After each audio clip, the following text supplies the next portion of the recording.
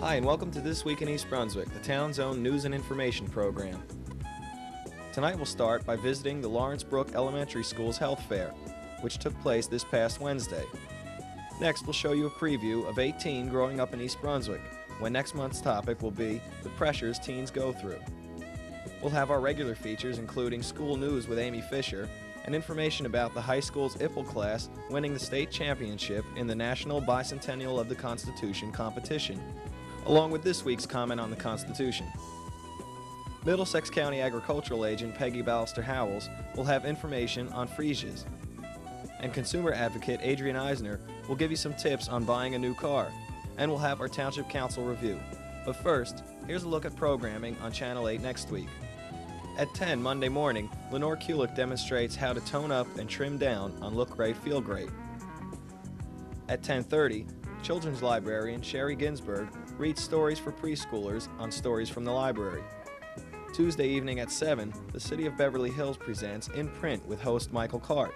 And at 7:30, Ken Shalhoub explores the partnership between the Association for Retarded Citizens and Johnson & Johnson on Let's Talk Health. Be watching at 8 p.m. Tuesday for a live edition of You and Your Money. Call host Paul Hansen and his guest Frank Polino for answers to your financial questions. Business Bylines follows at 8:30 with a discussion on Route 18 improvements between host John Runyon and Mayor William Fox. Wednesday night at 7:30, Spotlight on Education focuses on effective schools with Dr. Joanne Susko and Dr. Evelyn Ogden. At 8 p.m., it's 18 Growing Up in East Brunswick with host Stuart Davis. We'll be back again at 7 and 8 Thursday night with a new edition of This Week in East Brunswick. Thursday night at 7:30, we'll be introducing a new show to the Channel 8 lineup. Psychology in Action is produced by Storer Communications and hosted by East Brunswick resident Dr. Natalie Winters. Be sure to check the Channel 8 program guide for repeats of all the shows just mentioned. Now let's join Amy Fisher over at the Lawrence Brook Elementary School's health fair. Hi, I'm Amy Fisher. I'm the Information Officer for the school district. Today I'm at Lawrence Brook School with the school nurse, Leslie Hinman, for our health fair. Hi, Leslie. Hi. Tell us what's going on here today. Well, we've been planning this health fair for most of the school year.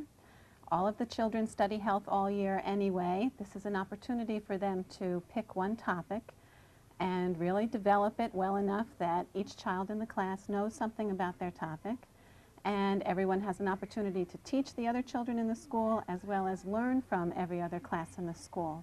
So hopefully at some point we'll be changing some health attitudes, and by teaching it they probably learn it better than just listening to it. So I think it should be successful. What are some of the topics that you're covering today? Oh, it's a very wide range. The kindergarten is doing things about the 5 senses. Some of the topics that the classes are covering are safety at work and at play. Poison proof is a booth on taking care of poisons in the home. We have other booths talking about health habits, healthy hearts. We also have representatives from the American Cancer Society and the Lung Association, and a pretty wide variety.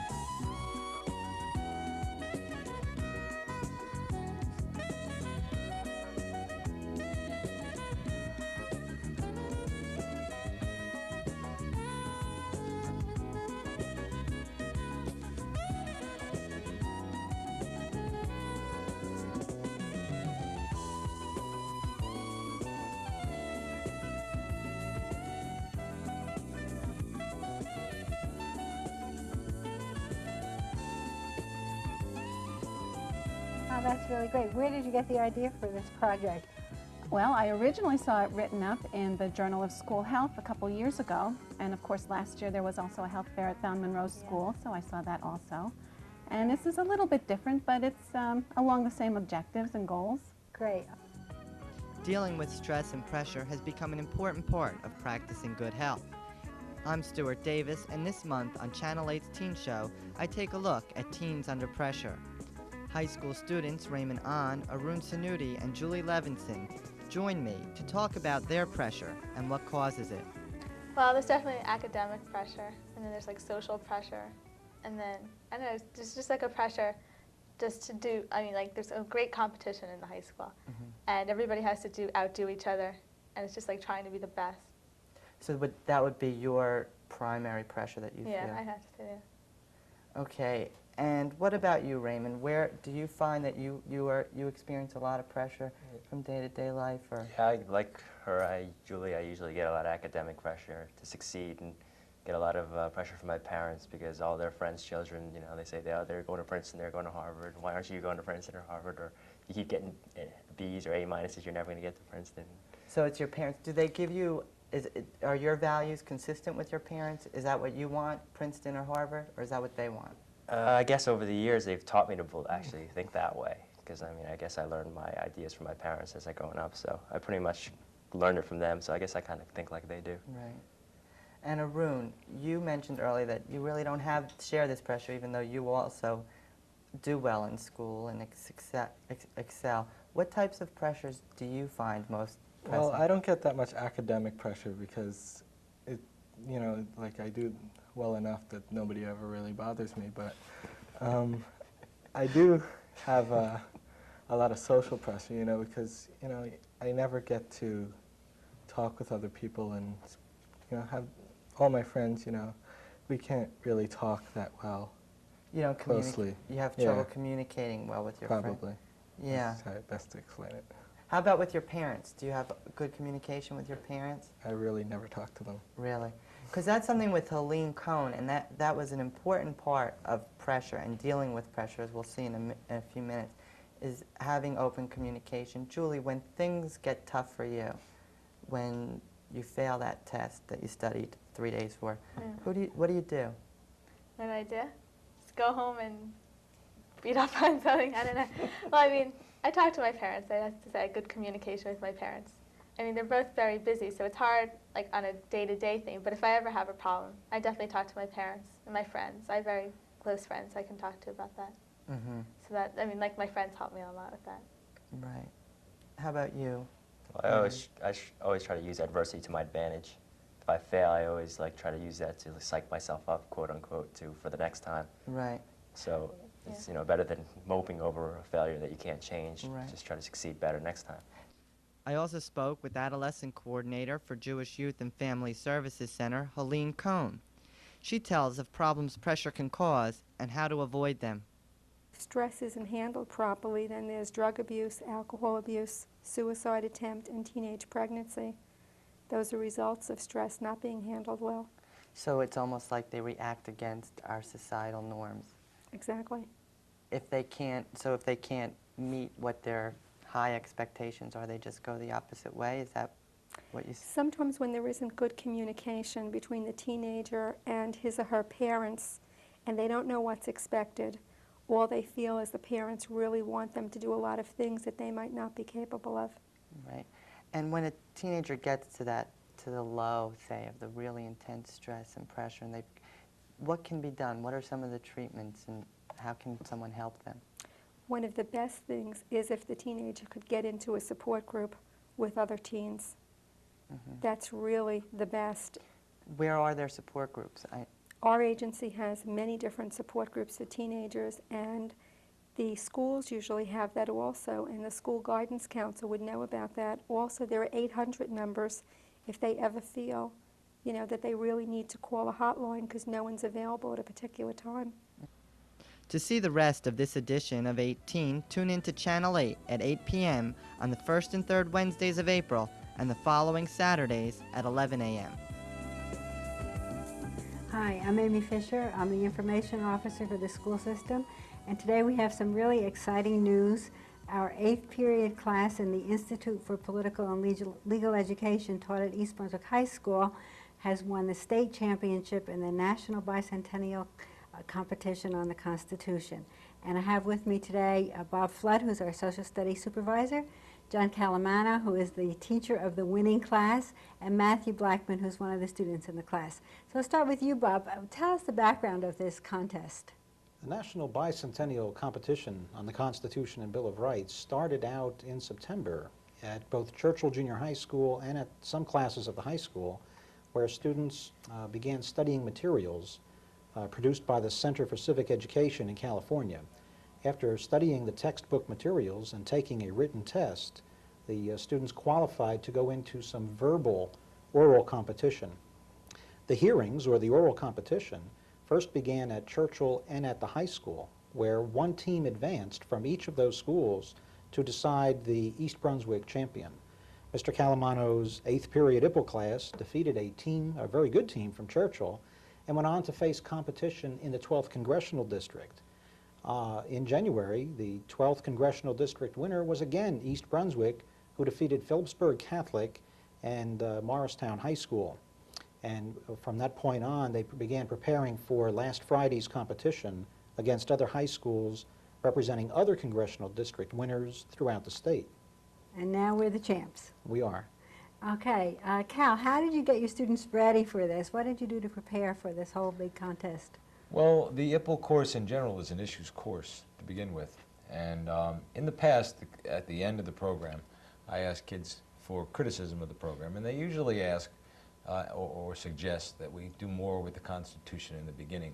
So that this time last year, when Bob appraised me of the fact that, or asked actually if I thought it would be good if we used this book and involve the kids in the program, I thought it would be great because it was exactly what I was looking for.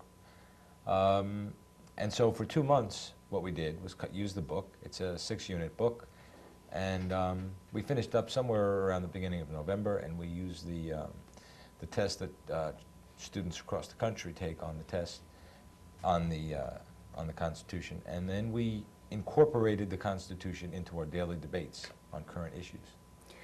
Matthew, how do you feel about this whole project? Did you learn a lot from it? Yes, this has really taught us a lot about political philosophy, applications of the Constitution. And we've debated a number of the topics in the normal course, which involves much debating. We've covered issues like abortion, euthanasia, and that goes along with what we've learned about natural rights and natural rights philosophy, and basically how the Constitution affects any average American citizen. And you have a lot of practice at public speaking in your class, right? Yeah, it's part of our grade is participation and speaking on the floor, raising points to whoever's speaking. How did you feel when you won on Friday? It was just extremely exciting, I guess. The entire class jumped up at once, and even Mr. Flood was giving a few people high fives, I understand. And basically, biggest reason for the excitement I can imagine is because no other competition that the school offers or participates in goes to the national level, and this is the first time I've seen anything like this. So now you'll be going to Washington. You want to tell us a little bit about that, Bob?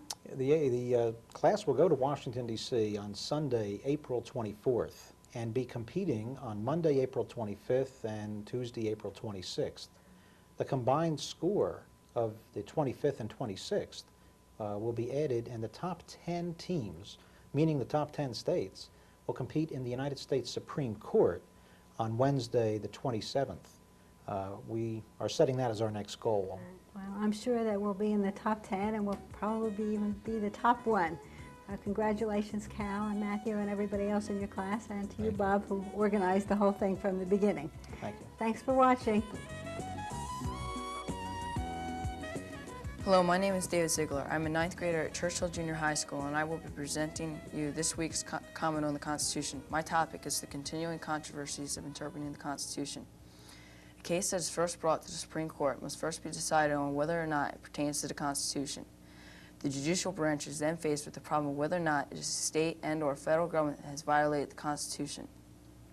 Parts of the Constitution are very easy to interpret, while others are very vague. For example, a person has to be 35 years of age to run for the office of president is clear, while the part of the Constitution that says citizens are protected against unreasonable searches and seizures is very unclear. Due to these pressures, a majority ruling of 5-4 relieves the justices. 3 methods have been devised on how to interpret the Constitution. The first is using the literal meaning of the language in the Constitution.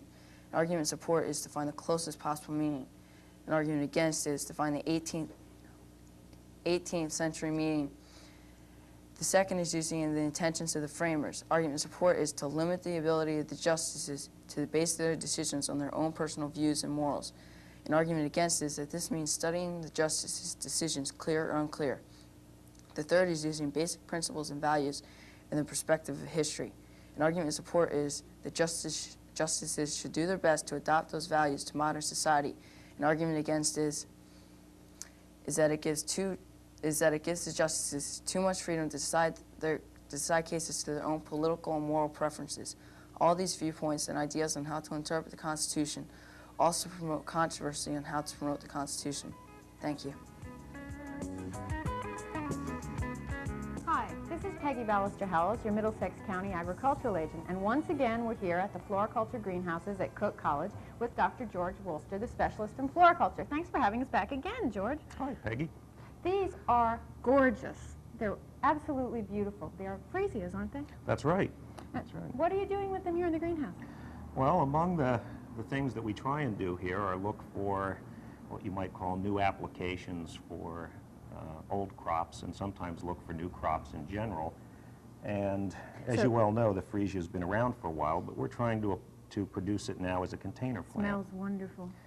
Yeah, that's sort of a sad story from my point of view, since I can't really smell these things at all. You can't smell it. The greenhouse smells wonderful. That's too bad, but they're beautiful to look at, too, so I guess at least you have that advantage. Right. 1 out of 2 is not bad, I guess. And what are you doing? Like, these have these little supports on them. What are you doing with them here? Okay. The way freesias normally grow, they tend to be very tall and quite leggy. So producers have had in the past to go through and stake them up one pot at a time with stakes and these plastic rings. Yeah. And that doesn't seem to be real effective. This one is desperate to fall over any second. It's trying hard. Well, it takes a lot of labor. It doesn't look very nice. And as you point out, it doesn't work very well either. So we're trying through environmental modifications in the greenhouse and through the use of growth regulating compounds to make the plant shorter and more adaptable for container production. When you say environmental factors, you mean temperature and light, is that? Yeah, principally temperature with the freesia. It is a lot cooler in this greenhouse than some of the others. Yeah, and in the first couple of sections we were in, you'll remember that it was very much warmer, and we found that actually there are 2 effects of temperature. One occurs in the greenhouse where we are now while we're growing the plants, and the other occurs in storage or in the treatment of the corms before you would pot the plants up. The corms, can we take a look at them? Sure. There you go. They're sort of like the lilies. You'll have to dig around a little bit in there. There you go. Well, they're much smaller than the lilies. Yes, they certainly are, and they don't have nearly as many roots as the Yeah, it's a much smaller root ball, even though there's many more plants in the pot. Yes, there's probably at least 5 and sometimes 6 corms in each of these pots. So you're really looking at 5 or 6 plants rather than just one single plant. Now, do they bloom for a long time? Well, yes, they do. You'll notice that the flowers are made up of multiple florets, and these open in a sequence. So perhaps on some of these ones that are just opening, you can see that there's just one open flower, and then there's 4 or 5 or 6 unopened buds yet to come on. There's a bud that's just starting to open. There you go.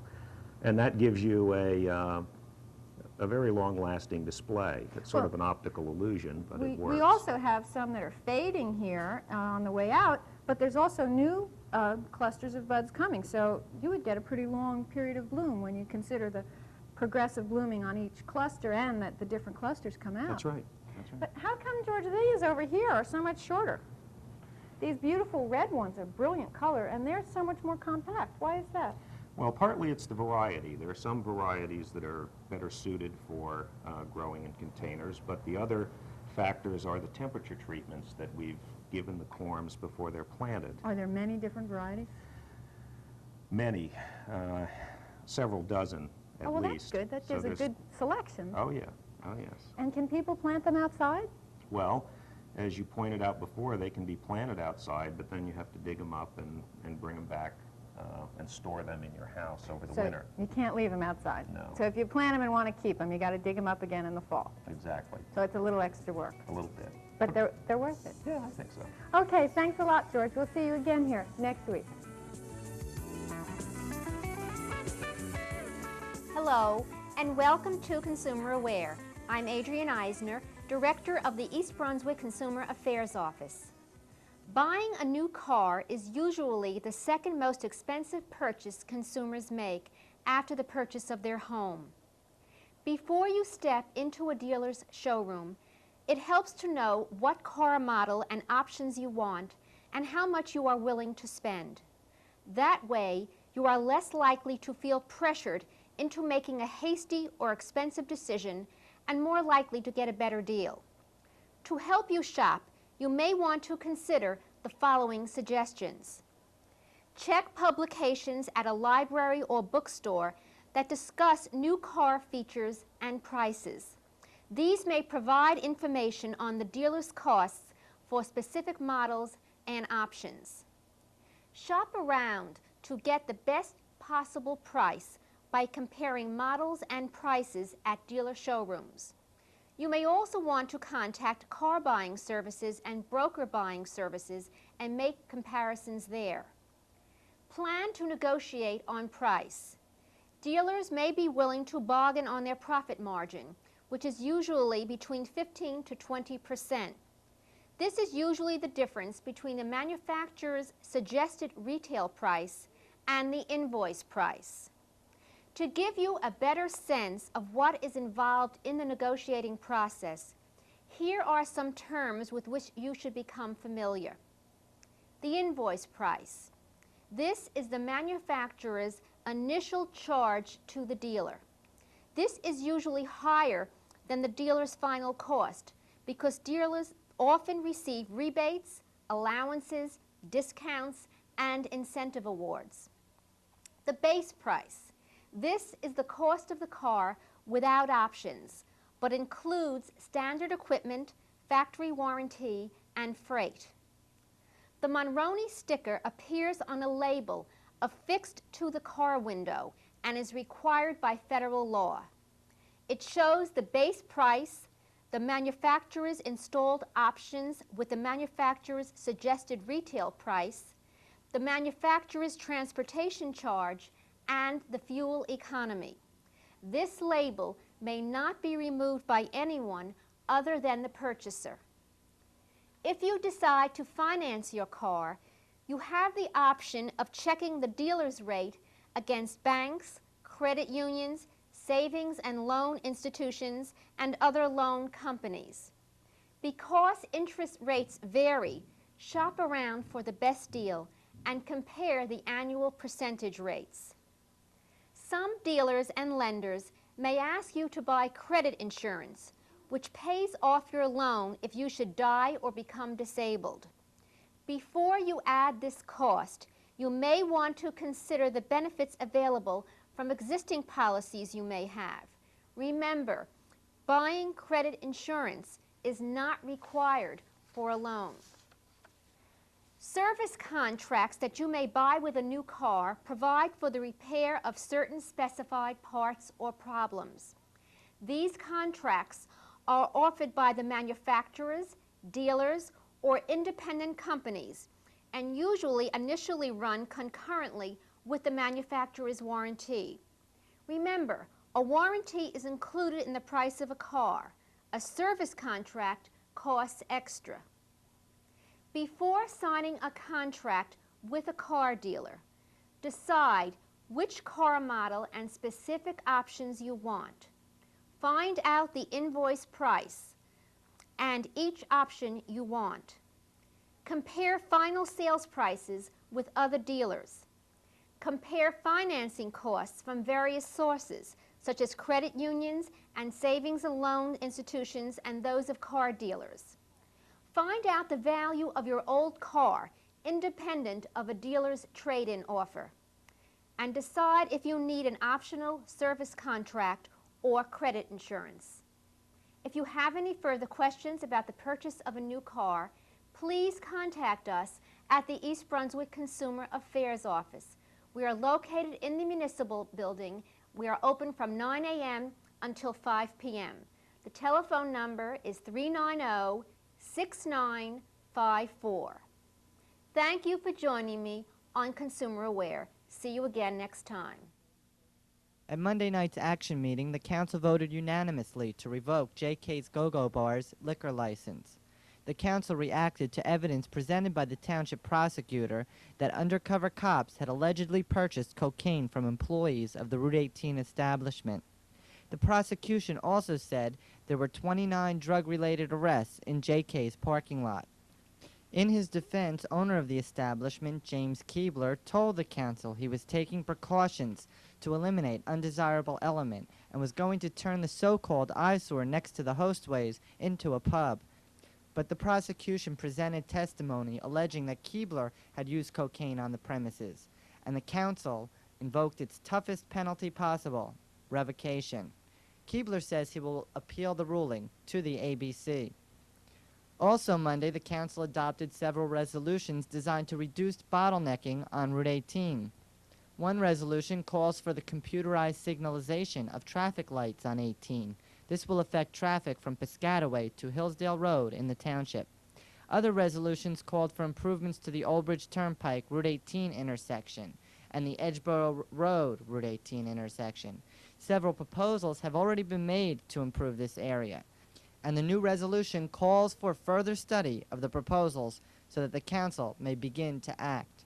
And the council unanimously adopted an ordinance changing commercial zoning to single-family on the Herbert Brothers tract on Riders Lane. The Herbert Brothers have proposed a multi-million-dollar development on land lying in Milltown and East Brunswick. The Riders Lane parcel was earmarked for commercial development, but in an effort to reduce congestion, the council wants the zoning changed to single-family on 1/3 of an acre lots. To become law, the ordinance must be reviewed by the planning board, then open to the public and adopted again by the council. And the council adopted the 1988 municipal budget with one amendment. In a 4-to-1 vote, the council told the administration to cut $65,000 from the salary of new employees. That's all for now. Thanks for watching.